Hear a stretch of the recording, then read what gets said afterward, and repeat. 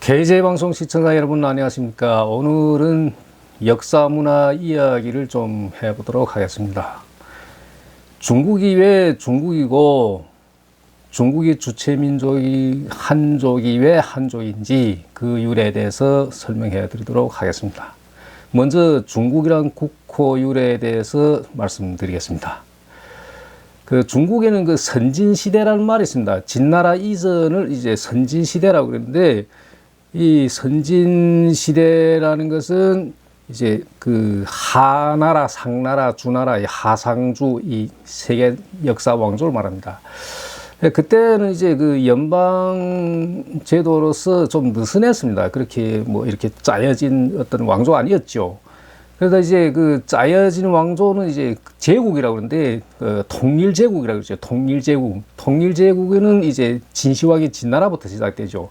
그래서 뭐 진나라, 한나라, 수나라, 당나라, 송나라, 원나라, 명나라, 청나라 이렇게 이어져 옵니다. 자, 그런데 이제 중국 역사에서 그럼 중국이란 그 말이 언제 등장하냐? 3000년 전에 주나라 초기에 잠깐 등장합니다. 잠깐 이 중국이란 이제 그 국호가 이제 등장하는데, 근데 그 후에 별로 이거 쓰지 않았습니다. 그렇지만 그 매개 왕조마다 자기네를 이제 중국이라 생각했어요. 쓰진 않았지만. 그 왜 그러냐? 그럼 중국이란 말이 뭘 뜻하냐? 중국이라는 건 원래 중원국가입니다. 중원국가. 이 중원이라는 거는 어디냐? 황하중하리입니다. 황하중하리. 황하중하리로 중원인데, 그 뭐 땅들에 비옥하고 그 농사 지으면 이제 수확량도 많고 먹을 것이 많죠. 자, 그래서 그 당시에 중원은 뭐냐? 중원은 천하의 중심이라고 생각했어요. 천하 중심. 이 천하 중심이란 말이 뭐냐? 그 천하란 말이 지금 말하면 뭐 세계, 무슨 지구촌, 뭐 영어로 글로벌, 뭐 이런 뜻이죠. 예, 천하란. 그래서 일단 그 중원이가 그렇게 중요하니까 중원을 얻는 자는 천하를 얻는다, 이렇게 이런 그 유래가 있습니다. 그래서 그 중원에서 이제 많이 싸웠죠. 그래서 거기서 이긴 사람이 이제 중원을 지배하는 겁니다. 그래서 천하를 지배하는 자를 뭐라 그랬어요? 천자라고 그러죠. 천자. 예, 천자라고 그랬어요. 자, 그러면서 이제 그 중원이 천하의 중심이고, 이제 중원을 얻는 자는 천하를 얻고, 이제 천하를 지배하는 자들은 이제 뭐 온 그 세상을 다 지배한다. 그러면서 이제 이 사람들이 그 중심사자가 생긴 거죠. 자기네 중심. 그 중국이란 말도 그 천하 중심이란 말이고, 이제 자기네 그 중심사장이라는 게 이제 생기는데, 이 중원을 차지하고, 이 변두리는 예를 들면 동쪽에서 사는 이 민족들은 동리라고 그래서 동리. 이 동리라는 게 무슨 말이냐면 동쪽에 오랑캐라는 뜻이에요. 그 서쪽에 사는 사람들은 서용이라고, 북쪽에 사는 사람들은 북적이라고. 남쪽에는 사는 사람은 남만이라고 해요. 그래서 이게 이, 용, 그 다음에 적, 뭐 만, 이런 표현들은 다 오랑캐라는 뜻이에요. 우리보다 이제 떨어진 무리들이다. 우리가 선진적이다. 이런 사상이죠. 예. 그렇게 쭉 이렇게 흘러옵니다. 그러다 이제 청나라 말기에 들어서면 뭐 아편전쟁도 있고, 뭐 그러다가 이제 서방이 이제 학문이 이제 동쪽으로 흘러 들어오고, 서방의 세력이 이제 동쪽 침범해 들어오죠. 뭐 팔군연합, 뭐 베이징 무슨 위안도 불태우고 막 이렇게 침범해 들어오고, 뭐 그렇게 되니까 본래 그 자랑스럽게 여기던 그 중국의 이제 고대 어떤 그런 문화들을, 이런 것들이 이제 흔들리면서 이제 고민이 생기죠. 그래서 중국도 과거에 뭐 찬란한 시대가 많았죠. 심지어 뭐 17세기, 18세기 뭐 그때까지도 뭐 세계에서 경제도 제일이고, 뭐, 군사도 제일이고, 문화도 제일이고, 이런 자랑스러운 역사가 있었죠. 그러면 무슨 뭐 진나라, 한나라, 당나라, 수나라 무슨 이렇게 뭐 송나라 이렇게 명나라, 청나라 이렇게 불러왔는데 뭔가 이거 하나로 묶기에는 너무 흩어졌죠. 그래서 이 지식인들 고민하는 것이 다시 3000년 전에 잠깐 있었던 중국이라는 이 국호를 다시 이제 끄집어냅니다. 그러면서 이제 1911년에 신해혁명이 성공하니까 그 나라 국호를 뭐라 그랬죠? 중화민국이라고 했죠. 중화민국. 자, 그 한국의 어떤 지식인들은 그 대한민국이라는 국호가 이 중화민국이라는 이것을 본따서 이렇게 만들었다는 그런 주장도 있습니다. 거기에 대해서 뭐 제가 또 언급하지 않겠습니다. 그리고 모태똥이 이제 1949년에 신중국을 창립하면서 국호를 중화인민공화국이라고 그랬죠. 자, 지금 한국의 그 외교적 공식 문서에서는 중국이란 말 안 씁니다. 중화인민공화국이라고 그래요. 반드시 중화인민공화국에 표기해야 이게 정확한 거지. 그래 중국 이렇게 갈래가 있으면 안 됩니다. 예, 중화인민공화국이 지금의 중국의 표준 명칭이에요. 자, 그럼 한족이라는 이 민족을 어떻게 유래해야 되냐? 한족이라는 민족은 그 사람들이 발상지는 이 황하중헐입니다. 중원이죠. 중원. 중원에서 발원해서 한족들. 한족을 영어로 뭐라 해야 되냐?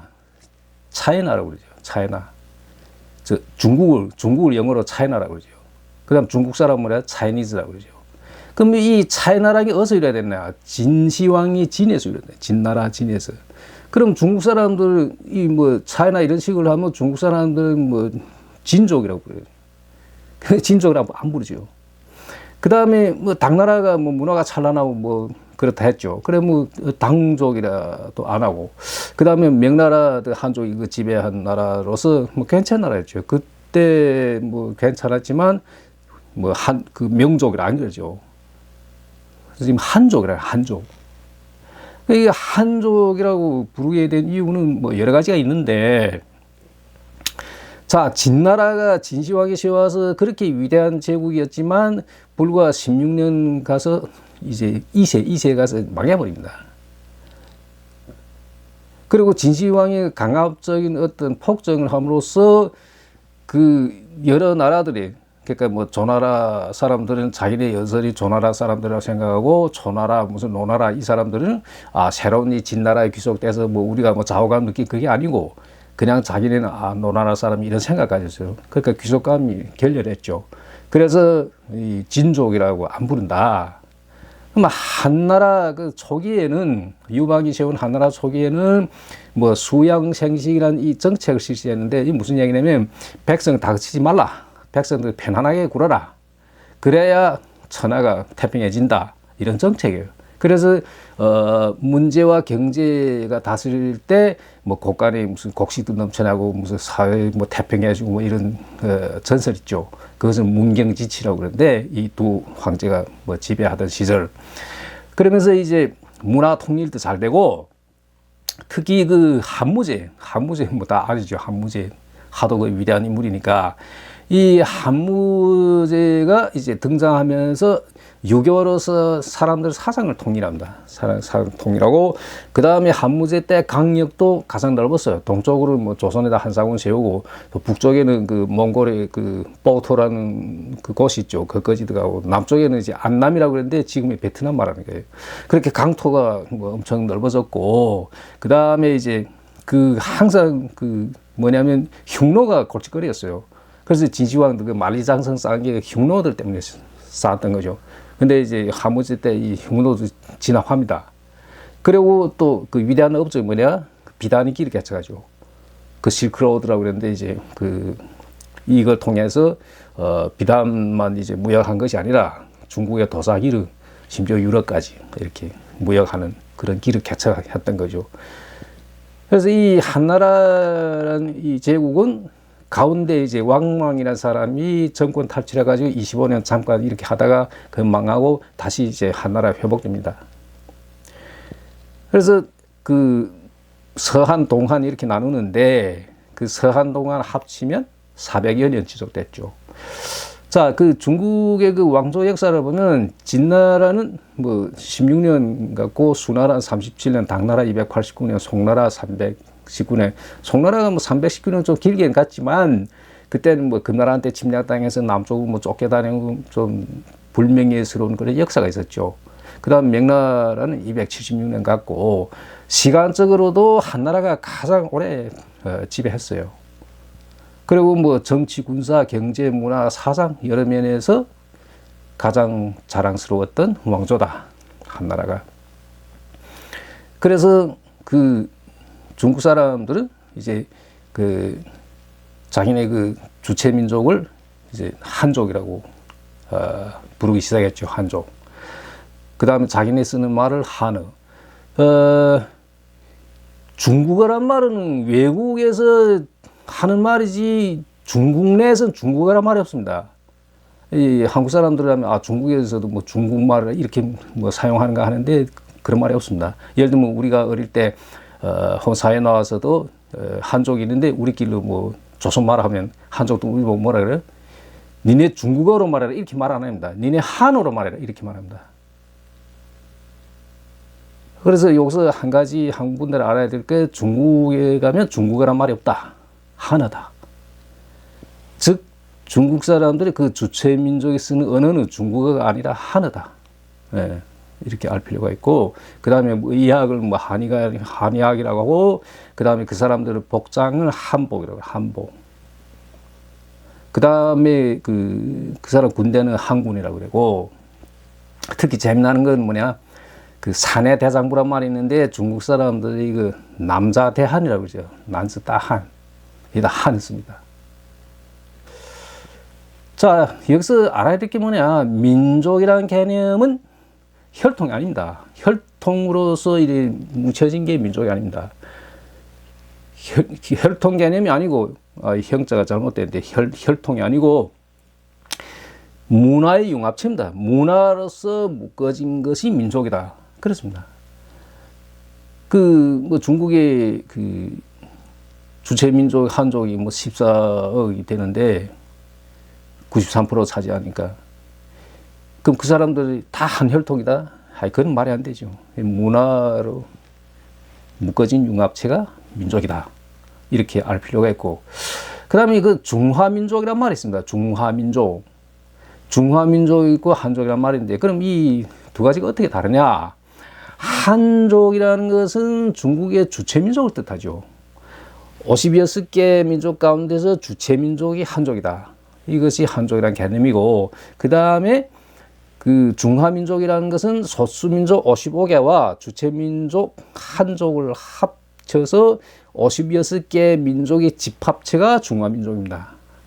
네, 중화민족. 그래서 중화민족하고 한족이라는 개념은 다르다. 한족이 소수민족과 포함된 개념이 중화민족이다. 이렇게 알 필요가 있겠습니다.